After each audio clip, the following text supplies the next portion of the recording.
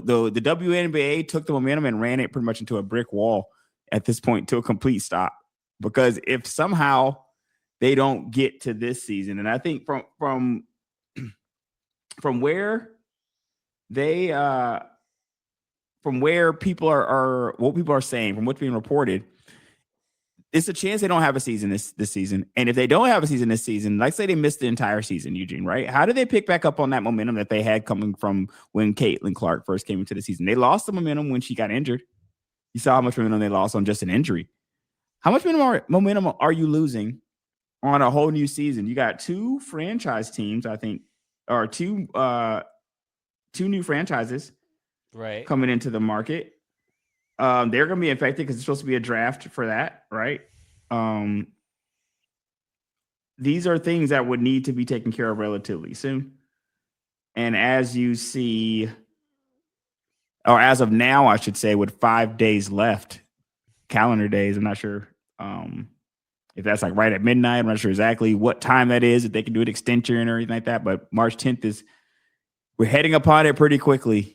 Here, by the time this actually gets posted, it might actually be that. Who knows? But yeah, I don't know, man.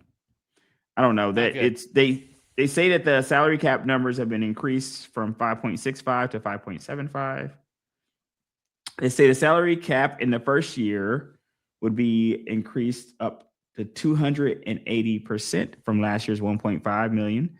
That would grow to 8.5 million by the 6th year of the deal. The deal would result in maximum salaries increasing by more than $1 million, from $249,000 to 1.3, and average salaries increasing from $120,000 to $540,000 in the first year. But the league did not change its revenue sharing split. The league is still offering 70% of net revenue. That is the revenue remaining when the league specified operating expenses are removed from the pot over the course of the deal. The players, meanwhile, are still adamant on receiving a share of the gross revenue. Big difference. Right. The WNBA-PA's most recent proposal would see the players receive an average of 26% of the gross revenue over the course of the agreement, with a 9.5 million salary cap in 2026. They're not close. That 9.5, they're offer 5.7. And they're looking to go to 9.5 from what was 1.5 last year. Oof. Oh man, that's hard to swallow, man. I mean, what are your thoughts on that? They have definitely released a statement, which I'll kind of skim over. It's a long statement, but what are your thoughts? Yeah, so it sounds like the league has said, look, we're going to give you some upfront money first, and we're going to see if we can recoup our expenses. Now, like you pointed out on the other podcast, they're not making any money. They're not. They're not making money. So it's like they're playing chicken. Like the players are going, we think we're going to make this money because we have the investors backing us. Now, again, all signs point to like, yes, increase revenue, increase interest, increase whatever, right? Increasing it. So the league is saying, look, we're going to give you this, but again, we're still going to protect us in case it doesn't happen. So, we're going to give you the extra money, but again, we're not going to give you the revenue share because we don't know. It's kind of like when everyone invested in all the ride share and all like DoorDash and Uber Eats. Like, yeah, it's gonna happen, but all those things are not like they're not producing money. Like, they're still bleeding money, and so I feel like the league's going, look, yes, we think we can get there, but let's just. Well, in 2025 was the first year that they received any revenue. They reached a benchmark for revenue sharing because when you're looking at the other years, 2024, even though that the revenue in itself exceeded 200 million, the league lost 50 million. So there was no nothing. And then with 2025, I guess 16 million was a shared 16 million in shared revenue. 8 million went to the players, 8 million went to marketing.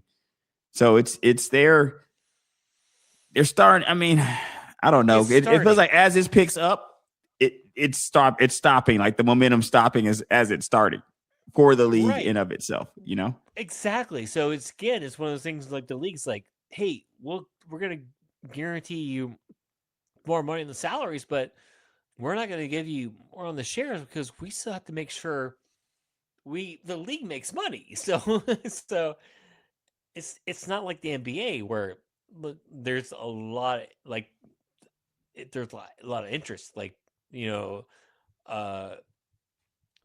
there. I get what the league's doing. I understand what they're doing, and I want the players to make all the money they can, but you've got two things going like yes, you're going to make more money, but the league still, like you said, they still have to make money to keep going. They can't. Uh, that's a sticky situation, and I understand. I get where both parties are going because the league's going, we're not making money, but I think we're going to get here, and you got players going, I know we're going to get here, so we should get this money.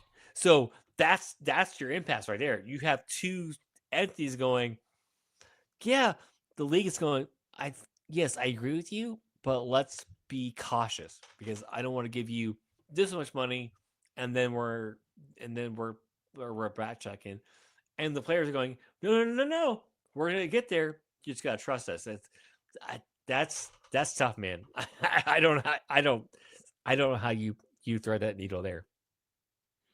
Yeah. What do you do, man? What do you do? They released a post saying the WNBPA, the Players Association, released a post on Instagram that said, "Would you accept the league's?" It was a survey. I guess they had surveyed their players, and the post says, "Would you accept the league's proposal of 50% of net revenue, which is less than 15% of gross revenue, in an 8-year deal, or ask the union to keep negotiating?" And of course, it has 84% here that says, "No, I would not accept."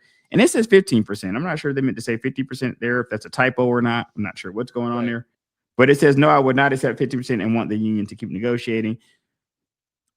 I get it, but I think they're between a rock and a hard place here. Only because if here's the big question: Yeah, if they don't have a season, how many people care? Yeah, that's your thing. You've got this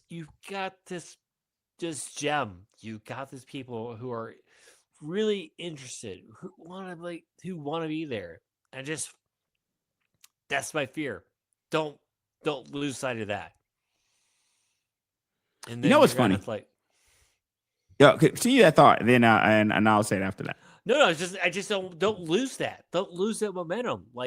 You have this, especially now with the social media. You have TikTok, you have Twitter, you have all these things to capture your fans more than when you and I were watching sports. Now you have it, so grab onto it and propel it. And I just, like you said, I think if you don't play, like you said, it's not. And I don't think you're being like a guy comment or being a jerk. Who cares? It's like, who cares? Who really cares? Because that's a real question, right? That's a real question. No, that's a real question. You're not being a guy. You're not being a jerk. It's a real question. You know, what's interesting is I don't know that a lot of people, even people that would be advocating for the players' positions here, I don't know if they know when the WNBA season starts. I could ask them now. I can do a survey amongst people now and say, "Hey, do you guys know when tip-off is the first day? When is opening day of the WNBA season?" And how many people you think, what percentage of people even get that right? To just show you where the interest is already with the WNBA. I don't even know if people know when the season started. I could tell people the season should have already started. They might think the game's already been missed. Like you might even not even know get a good feel for where they even fall because it's just kind of gaining a certain sense of popularity. So I do think that if nothing else, I can't really advocate for or against the ladies' positions because I haven't looked. I'm not educated enough. I haven't looked into enough of the details to advocate one way or the other. But it definitely seems like there was a real momentum with the Caitlin Clark situation that was stunted by her injury that is now looking to be put on life support with not even being there, period. Like that's the whole league, not even being around. So where do you go from there? You know, hopefully there is some middle ground that can be reached here because the league is just starting to take off. You do have the players now appearing in the 2K games, stuff like that and more visibility, marketing. I think they're doing other basketball tournaments. There's a lot of visibility available for the players now. They're getting paid in the college ranks, probably more than they get paid in the WNBA, to be honest with you. Right. Yeah, that's the thing. It's like it's one of those things. It's like just look at the moment and just like again take. I'm not saying take what you can get, but it sounds like I feel like there's a middle ground, and I feel like you have a middle ground. Take it now, and maybe shorten the contract. Maybe not right. 5 years. Kick the can down the road, man. Right.